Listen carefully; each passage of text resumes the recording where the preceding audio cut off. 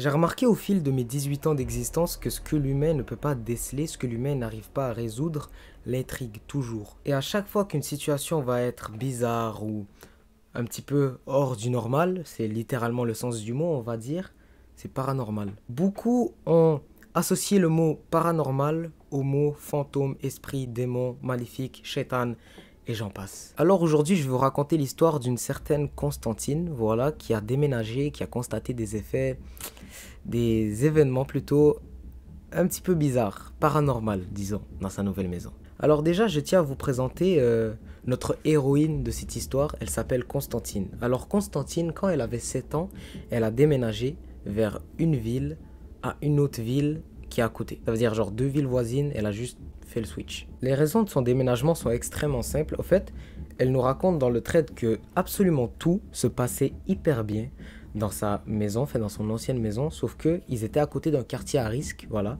à risque de bougnoule. Non, ils étaient à côté d'un quartier à risque et ils n'avaient pas de jardin. Franchement, c'est grave ça, c'est grave. Franchement, je pense que tu as une maison sans jardin. Ah là, c'est la fin du monde. Ah non, là, les problèmes, ils disparaissent et tout. Putain! Elle nous explique également que sa nouvelle maison était vieille de 50-60 ans. C'est-à-dire qu'il n'y avait rien qui aurait pu se passer. Je veux dire, en 50-60 ans, une maison, vas-y, va exister, va un peu vieillir, mais il n'y a pas grande chance pour qu'il y ait eu un mort dans la maison, par exemple. Et preuve de ce que je raconte, même si bon, c'est pas vraiment une preuve, la personne qui a vendu cette maison est celui qui l'a construit. Voilà. Faut savoir que quand la famille de Constantine sont arrivés dans la nouvelle demeure, il y avait, tu vois, cette impression, cette odeur de renfermé. En fait, il y avait de la moquette sur les murs, sur le plancher, c'était un peu dégueulasse. Alors, bien évidemment, ils ont fait une rénovation, mais il restait quand même quelques petits trucs effrayants, tu vois. En fait, elle nous explique, pour être plus précis, que après la rénovation, il n'y avait plus rien de vraiment effrayant dans la maison. Il restait juste la cave, le garage et les 2 cabanons dans le jardin. Parce que maintenant, ils ont réussi à avoir un jardin. C'était vraiment ça le truc important. En soi, il y a un shaitan dans ta maison, mais t'as un jardin, t'es bien, t'es correct, t'es cosy, t'es good là. Pendant les 2 premières années où elle a occupé cette nouvelle maison, il n'y avait aucun événement paranormal, absolument rien d'hors du commun qui se passait, jusqu'à un fameux jour. Tout a réellement commencé quand elle avait eu 9 ans. En fait, elle nous explique que il y avait probablement des problèmes dans le couple de ses parents, et donc ils ont commencé à faire chambre à part. Son père dormait dans la chambre d'amis, sa mère dormait dans la chambre des parents qu'occupait son père avant. Constantine nous explique qu'elle a commencé à dormir avec sa mère parce qu'elle voulait lui tenir compagnie, mais également pour passer un petit peu plus de temps avec elle parce qu'elle travaillait beaucoup. Qui est assez honorable, mais tu vas pas me la faire, Constantine. Franchement, tu dormais avec ta mère parce que tu avais peur, quoi. Tu le sentais, tu sentais qu'il y avait une couille, tu sentais que la maison était genounée. Tu vas pas me la faire à moi. Un week-end, sa mère partait au bar pour boire un coup entre potes, entre collègues. Donc elle était seule avec son père ce soir-là, et puis elle jouait à la Xbox. Vers 23 h, son père il est monté en haut pour aller parler avec des gens sur internet. Il a une famille, une maison, il a un couple qui va pas bien, mais il va parler avec des gens sur internet. Son daron c'est Kinstar, je vais tout casser.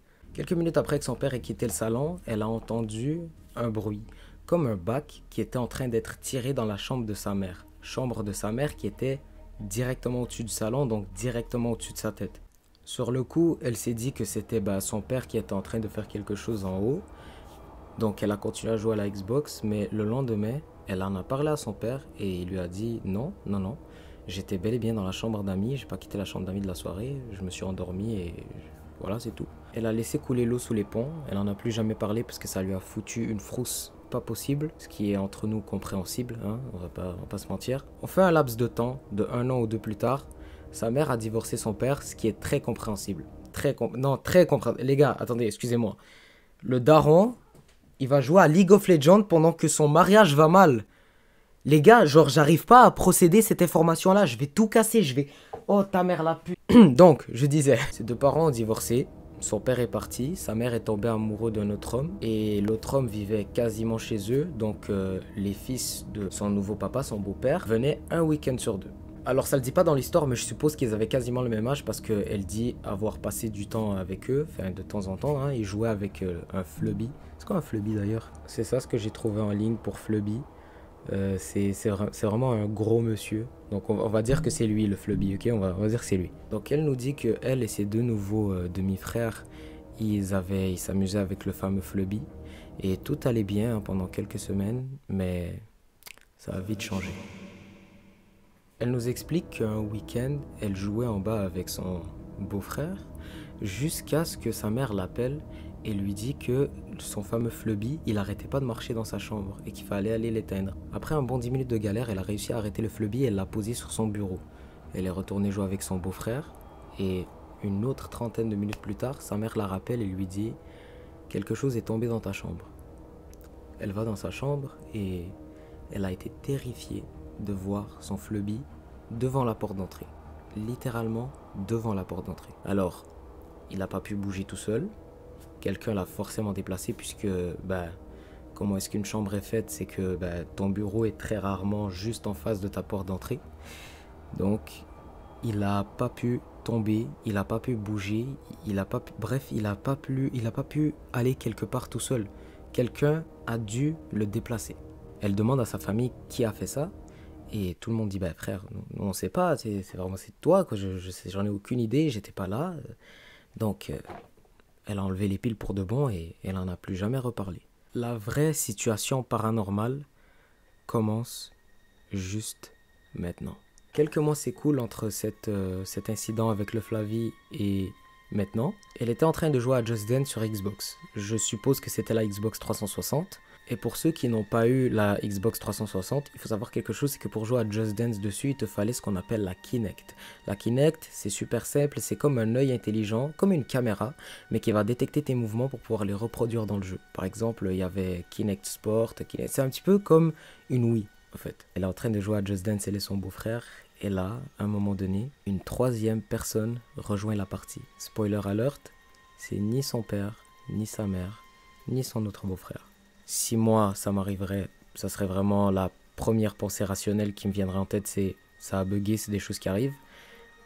Elle aussi, elle a eu cette pensée rationnelle-là, mais quand elle a fini la partie, elle a regardé une rediffusion parce que ça enregistrait également tes parties. Et elle s'est rendue compte qu'il y avait quelque chose qui ne marchait pas, quelque chose qui clochait. En fait, en regardant les fameuses rediffusions, elle s'est rendue compte que vers la moitié de la partie, la Kinect a reconnu une troisième forme, une troisième silhouette qui était assise sur le canapé en arrière et qui regardait directement dans sa direction à elle et à son beau-frère. Alors, ils ont été effrayés, c'est normal, c'est des enfants de 9 ans, tu t'attends à quoi? Mais ils continuent quand même à jouer. Et 2 danses plus tard, ça a recommencé. Alors, elle nous explique que la silhouette qu'elle avait vue, donc la nouvelle, elle était plus grosse que la précédente, une version 2.0, upgradée, un iPhone 14 si tu veux. Elle se situait pas non plus sur le canapé, mais devant la porte qui était en arrière d'eux. Et elle regardait, vous l'avez deviné, dans la direction de Constantine et de son beau-frère. Alors là, elle en a eu assez, Constantine. Elle a arrêté de jouer pendant un bon moment, vraiment pendant un bon moment. Et depuis que l'incident avec la Kinect s'est produit, il y a quelque chose qui a changé. C'est que ce genre de phénomène paranormal-là se reproduisait à maintes reprises. C'est-à-dire que parfois elle entendait des bruits dans la maison, mais pas des bruits comme Salut les frères, c'est Eman du montage. C'était juste pour vous dire qu'à partir du moment où j'ai tapé ma table, mon micro il a arrêté d'enregistrer. Je m'en suis rendu compte juste quand j'ai commencé le montage pour la simple et unique raison que mes écrans étaient fermés pendant le tournage de la vidéo. Pourquoi? Parce que je voulais juste que les lumières soient rouges. Et en ouvrant mes écrans, les lumières ils allaient être blanches. Voilà. Je suis désolé, c'est des choses qui arrivent, c'est des petits aléas de la vie. En tout cas, enjoy la vidéo et laisse un pouce bleu. Elle entendait des voix. Elle entendait également des mains qui griffaient les portes. C'est effrayant. C'est effrayant. Oui, c'est effrayant, faut se le dire. Et puis elle pensait à les ouvrir, les portes. Elle allait regarder, il n'y avait ni être humain, ni animaux en arrière de ces fameuses portes-là. Il y a d'autres événements, bien évidemment, comme des courants d'air qui n'ont pas de source. Ça veut dire que toutes les portes et les fenêtres sont fermées et il y a quand même des courants d'air dans la maison. Ça n'arrive pas, c'est impossible. Aussi son fameux Flavie qui ne se rendormait pas la nuit, sauf si elle lui disait de se rendormir. Et son beau-père a ressenti des étranglements. Oui, des étranglements. Si vous vous attendiez à un dénouement à cette histoire, il n'y en a pas. Jusqu'à aujourd'hui, Constantine nous dit qu'il y a des événements paranormaux qui se passent dans sa maison, qu'il y a des choses qui bougent, elle entend des bruits bizarres, elle voit également des silhouettes blanches quand elle passe en avant de la chambre de sa mère. Et il n'y a personne dans la maison quand elle les voit. J'ai l'impression que ce genre d'histoire d'événements paranormaux là arrive à beaucoup plus de gens et beaucoup plus fréquemment qu'on le pense. Ça m'est déjà arrivé et je suis sûr que même toi qui regardes cette vidéo, tu as au moins une histoire paranormale à me raconter. Tu peux toujours me la raconter en commentaire. J'aimerais également savoir c'est quoi votre avis en commentaire, c'est quoi le dénouement de la situation et est-ce que sa maison elle est vraiment hantée? C'est vraiment ça que moi j'aimerais savoir. Est-ce que sa maison elle est hantée ou tout ça c'est du blabla? Dites-moi ça en commentaire, j'attends vos réponses.